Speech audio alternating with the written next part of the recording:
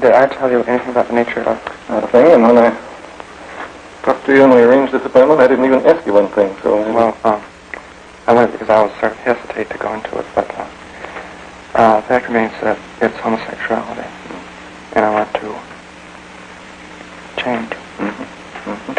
So, I talked with Art about it about a year ago last summer, and when we had a rather long interview, and then he decided that I'd better see someone, but not him, because the relationship was too close. And so, and this is the first I've gotten down to business with it, and I've been thinking about it ever since, and I am confused mentally. I go around in circles. I don't know where to start. And I've looked backwards, just try and find if I could find the causes that would help any. It doesn't seem to, and I don't think I could find it if I wanted to. And about the only thing I figured out was that the important thing is to find out where I stand now and start from where I am now, rather than psychoanalytically or something, go back in the past and try to dig up bones. I don't know. So the thing you're curious about is that you do want to do something about the yes, but I don't know problem, but I don't know how. As you tried to think it over, you sort of go round and round in circles. And have come to feel that maybe the most important thing for you is to try to figure out what's true right now, or what's the situation right now. Is that Yes, sort of, yes, and to start from where I am now rather than to... I see, rather than... To go back and try and find a cause or something, and then... you can't go back in the past and eradicate the cause and try and come up with a past solution, shall we say. Of course, that's what I'd always want. That's what I suppose everybody wants, an immediate solution or something, but I don't think it's going to be like that. That's what you wouldn't mind having, but... No. I doubt if you'll find it. Well, I looked for it in music, and it was the same thing. I mean, I think it's sort of a carryover. I thought there was a key to how to be a good musician. There's no key, of course. You can't read it in a book. It's not. Did you feel as though in that area, too, you had a tendency to think now... There's an immediate solution. There's something that is going to make this thing all clear up and I find the thing, I'll be a good musician. Yeah. But gradually I've learned just as it's ridiculous. And also I feel that all sorts of things are tied up. I mean, the one thing I found out when I went to Art was that shortly after that interview, which was sort of a catharsis, I gained 10 pounds in a matter of 2 weeks, which gave me something to think about anyway, from the standpoint that probably problems I have in thinking and music and anything else is all tied up. I mean, everything is tied up very closely. Problems with health or something like that. You know? But there's some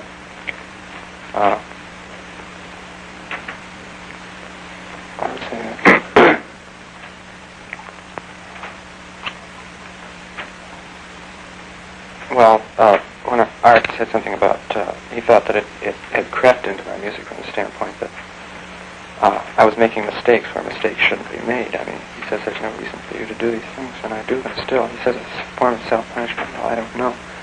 But then, too, there's this, I think the thing's in the form of a neurosis. I'm afraid to go ahead. I've always been afraid of new things, to go into something entirely new. It carries over a little bit in music. I'm sort of afraid to take up a new piece. I'm afraid when at college, well, further back than that, actually, from high school going into college, I was rather afraid to go into the new situation and make all the new adjustments that had to be made. It wasn't so much coming to school down here, though. But you do feel a kind of characteristic of you that anything new, It has seemed to have been for a long time. I don't know. Meeting new people, it sort of carries it around.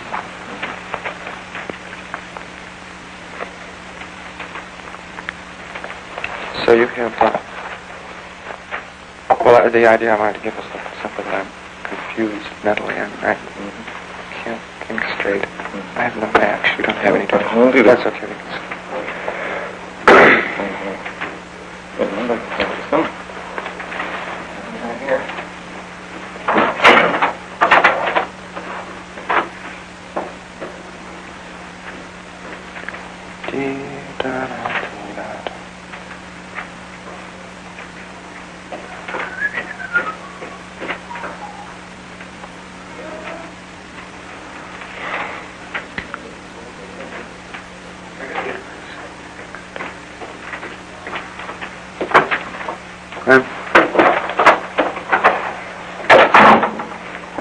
Thank you. Okay. So I also understand that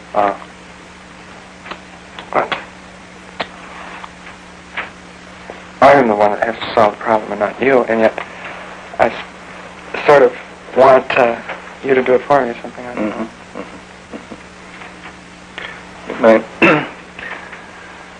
I guess what you're saying is that maybe it's supposed to be that you solve the problem or something, but the thing you really feel is that you would hope very much that I would. Yeah, that's very close to it. It's amazing, though, indeed. After thinking about this thing for a year and a half, I've come up with nothing that remotely resembles an insight into it. I mean, I just don't. As I said before, it's just been going around in circles. I don't have a very clear perceptive or something. In other words, I guess you're saying there, I've wrestled and wrestled with this thing, and I don't see a bit more about it, don't understand it a bit better than I did at the outset. Yeah, that's exactly it.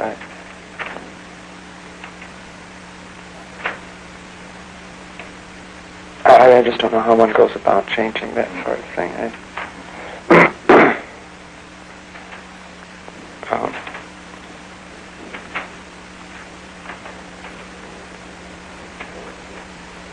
Well,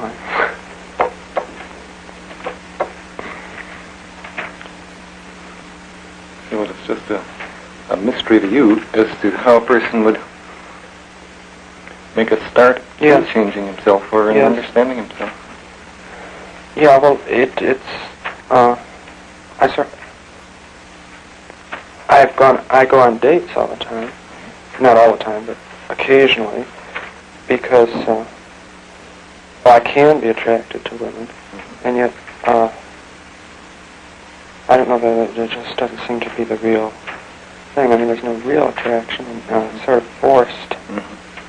And so the solution isn't just to go out all the time. It's some sort of a mental attitude or something. Or a neurosis. Maybe I'm just unwilling to change my subconsciously or something. I'm willing to change. I don't know. I guess you're saying there you've tried going through the behaviors of being interested in girls, and there's some. Which you have to do anyway, because society demands it. Which brings another point, because one of the big reasons for wanting to change is simply society's attitude toward the whole thing. It's an impossible situation. For some people, they like to defy convention, and that's all right for them, but for me, it's not, because, well, there's just such a social stigma attached to the whole thing. You get sort of tired of acting a part for. So that for you, one of the big reasons for wanting to change is the social attitude toward homosexuality. Yeah, that's one of them. And another reason is simply that I don't think that it's a rewarding, or it just is not a very happy relationship. At least what I've known of it isn't. And also, I look at when I get older, the picture changes. I mean, when you're young, it's one thing. When you're old, it's horrible. The 40-ish and 50-ish men you see on the streets, it's just horrible. And I don't want to be like that. So you feel it isn't in itself fully satisfying now, but even it will be even less more so later. Weighty is the fact that as you look ahead, you don't like that at all. And from what I see of of course I have an entirely different perspective on the ordinarily heterosexual relationships in my age group, and from what I see of them, they're satisfactory, although there's an awful lot of nonsense that goes on there that I think is sort of stupid, but that has the approval of society, for one thing, and still it seems to be a workable, more workable, more satisfying relationship all the way through. Of course, then there's a physiological element, which is simply, who was it? Gide tried to justify it. It just can't be justified. It's silly. But that's outside the realm of my experience, so I don't know. Yes, I sort of get the feeling that you're saying there are various cultural and intellectual considerations on this. But that several of those are outside the realm of your own experience. It's a very loaded, just to use the word, it's a very loaded word, because when you say that you're queer, it automatically sets you apart. You lose your individuality immediately, and you become one of a horrible group. I mean, they say they're abnormal people, but they're really not. They are, but they aren't. They're perfectly ordinary in every other respect. Although their sexual outlook, of course, colors their outlook on everything else, and they'll be different from other normal people. But you feel that when you're labeled homosexual, then it's as though you're no longer a person at all. I don't know. That's why I don't like to use the word, because you lose your name, you lose everything. I mean, it's just...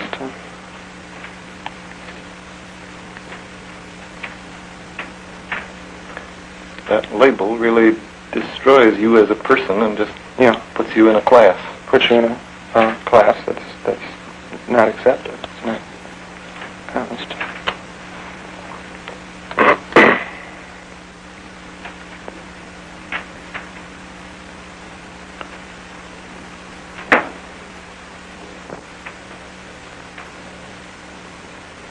But I myself haven't been put in that category ever, because I've always been acting a part. I've never had any homosexual associates, really. But yet when you hear people talking, you always make the connection mentally. Of course, they don't know they're talking about you, but maybe it's me that puts myself in the class alone, I don't know. But at least you're saying other people haven't put you in that category. It's just the realization within you of what that would mean. The only reason they don't is because they don't know, but they would. Except for a very rare few. That is the feeling, though, that if they really knew, then they would put me in this awful, disapproved of class.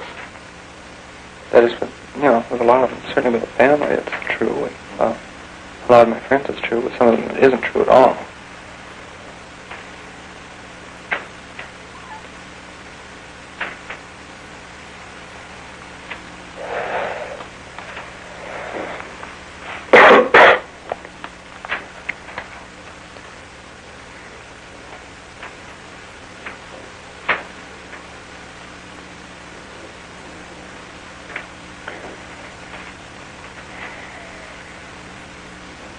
Well, I don't know where to go on. It's I go in cycles of times when I'm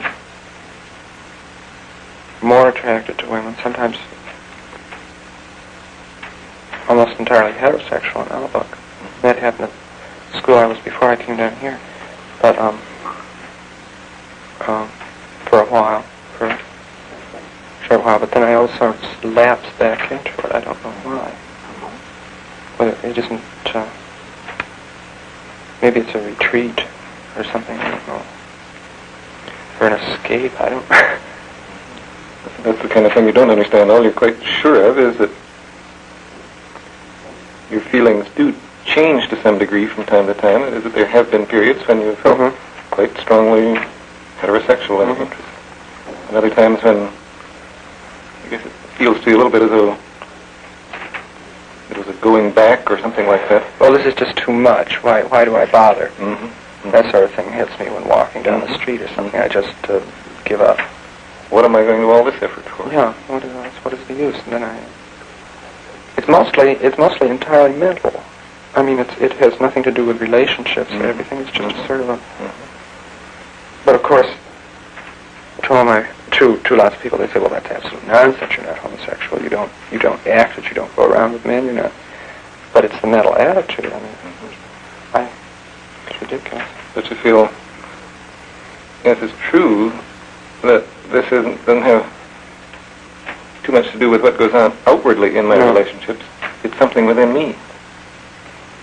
Yeah, it's for those people that concede it. It's evidenced outwardly by a certain lack of sincerity, maybe, or something. A lack of. It's just, as I say, it's an act, and it gets to be an act which I put on, I guess, for society, and it gets to be drag because it takes a lot of energy. I mean, you have to be... It's hard to keep putting on an act. You think of... you always have to be thinking about not what you would ordinarily do, what you would naturally do, but what you would... What is the accepted thing to do, and you have to do that. Feel in a sense that you're always following a fairly involved script. Yeah. Whereas motivation is the one thing, and on the other hand is the purely insincere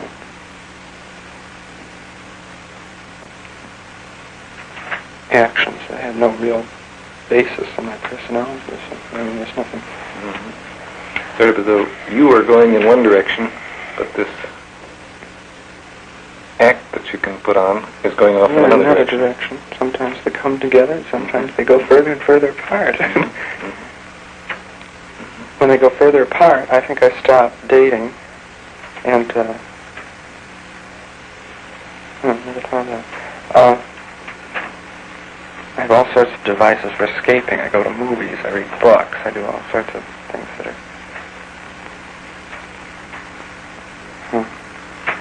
Yeah.